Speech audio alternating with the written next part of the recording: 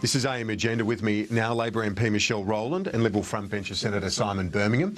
Good to see you both. Morning, Kieran. Let's start with where Labor's at, Michelle Rowland. It must be depressing for you as you're trying to hold on to the marginal seat of Greenway, where the party is at the moment. You've got people, essentially conducting an argument in public as to whether or not there should be a ballot, shouldn't there be a ballot, should the leadership issue come to a head. Is the Prime Minister safe, isn't she? Well, I'm entirely focused on my constituents, Kieran. I must live in this parallel universe where I have constituents that don't actually ring me up and want to talk about navel gazing and the leadership or anything else for that matter. So, unfortunately, you're asking the wrong person. Well, what do you make of it, though, when you watch your colleagues engaging in what you obviously aren't that willing to participate in? Does it frustrate you? I'm completely focused, Kieran, on what I'm doing. I mean, I don't let opinion polls, published opinion polls or anything else like that get in the way of what I've been focused on for the last 3 years.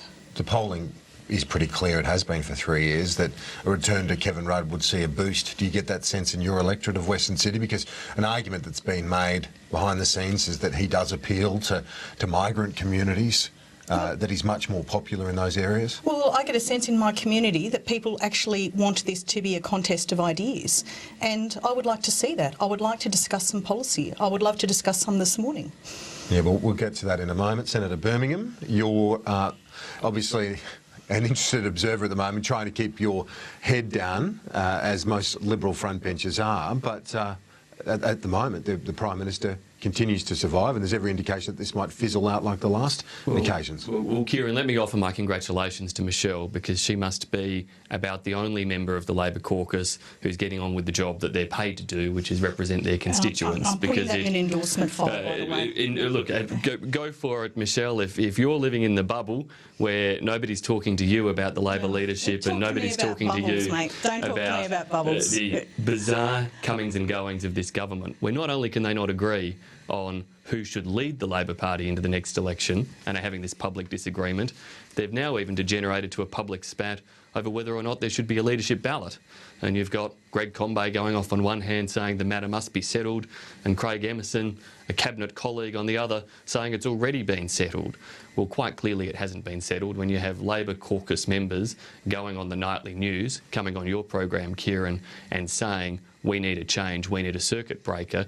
It's a demonstration of just how dysfunctional this government is and how much most of Michelle's colleagues are more focused on their own jobs and futures than on the future of their constituents. This week, on the policy issue, we did see through the Senate the Prime Minister's approach on school funding, the changes to that get past the Senate's passed the Parliament. You would hope, or she would have hoped, that would have dominated our attention.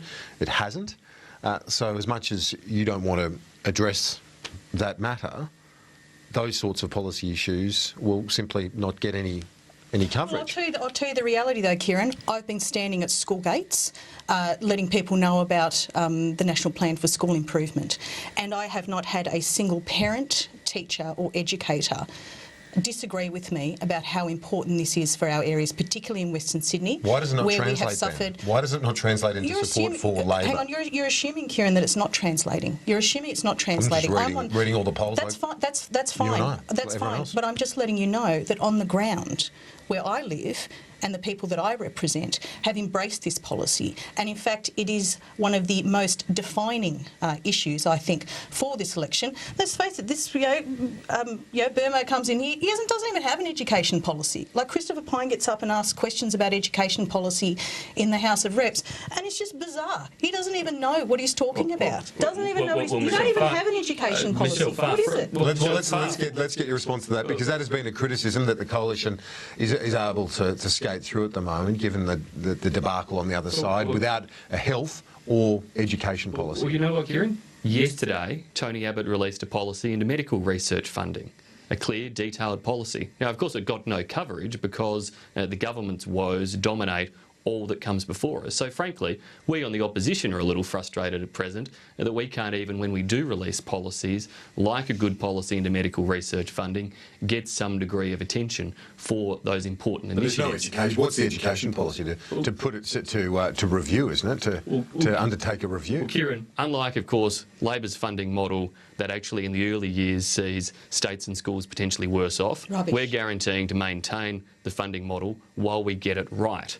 The important thing we will do is sit down with the states and broker an agreement to start with when it comes to this, rather than the situation we have now in education under the Labor government, where you've got some states in, some states out, a whole lot of argy-bargy. Frankly, people don't tell you, Michelle, that they disagree with your policy because nobody really understands what Gonski is or what your policy actually is. You've been in my electorate, have you? You've been in my electorate speaking to people, have Michelle, you? When I ask people what Gonski stands for, in your little Senate bubble don't in know. South Australia. They don't know, Michelle. Really? Ask Barry O'Farrell. Why don't you give him a call? Well, what do you say to that argument from, and it's not just from Senator Birmingham, I've been told this by Labor officials as well, that there has been a sense on the ground, and maybe not in your electorate, but certainly in many others, that people don't know what it all means, what it represents. I'm not saying for a moment that people don't understand every aspect of it. What I'm telling you is that people who are interested in education, who want to make sure that postcode doesn't determine your future, who want to make sure that kids from Western Sydney have exactly the same opportunities as kids in Vaucluse, these are principles that people want to embrace. Now, as to the finer details of them, I congratulate Barry O'Farrell and the Minister for Education, New South Wales, for coming out in support of this and signing up. And we've even had Liberal state members of Parliament putting out literature in their own electorates, congratulating Lara Giddings, the Labor Premier in Tasmania, doesn't seem so keen. Congratulating Labor and also the Coalition in New South Wales for getting on with the job. People want education to be improved in Australia. People want improvements. They know that we need change. I want to ask you, though, about the front page of the Daily Telegraph this morning. The Prime Minister's done this photo shoot for Women's Weekly.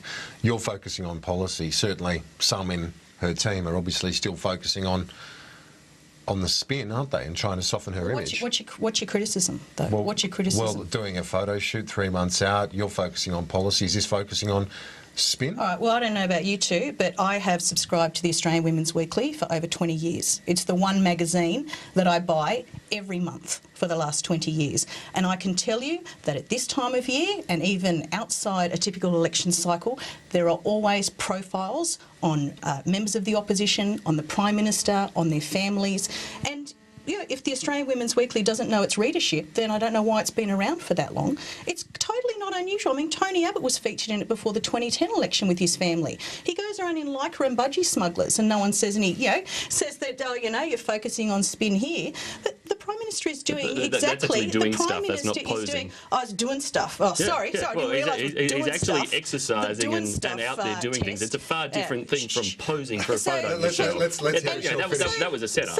Let's hear Michelle. Look, if you're both, if you know what readers of the Australian Women's Weekly want, then maybe you should ring up the editor and tell them, you're not doing, you're not giving you what the readers want. I want to play you a little of the reaction from Christopher Pyne this morning, and then we'll come back for Senator Birmingham. Well, the Prime Minister has added to the general carnival atmosphere in this Parliament with her photograph in the newspapers today. I'm not sure if it's a good thing or if it's a bad thing, but I think what it shows is that we know that the Prime Minister is good at spinning a yarn, and now we have the photographic proof of it. Christopher Pyne there saying that the Prime Minister's added to the carnival atmosphere, spinning a yarn, and there's proof of it today. Isn't she entitled to have this sort of profile, as Michelle Rowland says? She's certainly not the first politician to undertake such an effort to communicate to a readership that, I mean, many of them might watch AM Agenda, and if you do, good morning, but if many others wouldn't, would they? Look, of course, Kieran, and in the end, the Prime Minister has to make her own calls and exercise her own judgment as to what's the right approach going into this election campaign for her sale of her policies, her sale of her leadership. And this is obviously a decision that she's made or that John McTernan's made with her. It does seem as interesting that splashed across the newspapers is Labor's spin doctor claiming credit for the setup of the photo shoot. You do wonder what the 457 imported Scottish spin doctor is doing driving things like this. But as for the choice of photo shoot, look, I'm an old fan of the saying that a stitch in time saves 9, and it's up to the Prime Minister, and plenty of people knit, and good luck to her and good luck to them. Yeah, well, I'm told that apparently it wasn't John McTiernan's idea, that this was part of the just the event of the day, as I'm advised, so it wasn't the gentleman that you referred to, despite these reports today. Oh, well, look, if that's what you're advised, Kieran, obviously that's not how it's presented in the papers today. Yeah. But take your word for it, Referred to me as a stitch-up, apparently, but let's move on. Boom tish. Boom tish. I want to ask you about the referendum on local government. 7 senators crossed the floor last night. It's not a great look, is it? Particularly when the coalition's supporting a yes vote. You've got 7 senators, your colleagues in the upper house, disagreeing. Well, look, we'd always acknowledged that we thought it was important there was a no case. The Coalition is very seriously concerned about the government's subversion of this referendum process by funding $10 million for the yes case and 2/3 of bugger all for the no case. So we have deep concerns about the approach of this. It's always been known there were Coalition members who are deeply opposed to this referendum as well, and we're not the type of party that clamps down on their right to exercise their views. But if they were front benches, they wouldn't be allowed to do that, would they? Well, Kieran, front benches allowed to cross the floor on policy? They're not, are they? They'd have to step down from their position. So you don't allow free votes across the board? Oh, not across the board, Kieran. Obviously, the principles of cabinet solidarity, shadow cabinet solidarity continue to apply, but unlike the Labor Party, where you're excommunicated from the entire party if you take a different approach, the Liberal Party has always, will always, proudly accommodate people who want to exercise a different opinion. It's an indication of some division within the coalition, but unfortunately for Labor, you do such a good job at it yourselves, it doesn't get much focus. Some division, geez, it's actually in their policy platform to support this referendum, and they can't even agree on that. And this follows a litany of them. You look at when they split on whether or not to deregulate wheat. You would have thought that free markets would have been a fundamental aspect of Liberal Party policy. It's just along like climate change. You've still got the disbelievers in their caucus. But, and as to this argument about, the yes and no funding, hang on, as to the arguments about the yes and no funding cases, well, can you tell it was very clear in 1999 who the yes and no cases were. You had the Australians for a Constitutional Monarchy and you had the Australian Republican Movement led by Mr Turnbull and others. In this case, we have the Australian Local Government Association, which is supporting the yes case.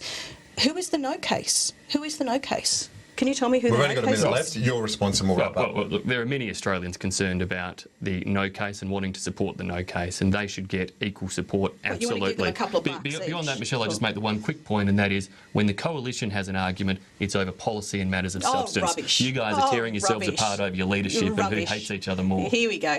On that bright note, we'll wrap it up. Senator Birmingham and Michelle Rowland, thanks for your time this morning. We're going to take a quick break. We'll be back on AM Agenda, this 1 hour edition. We're going to be crossing to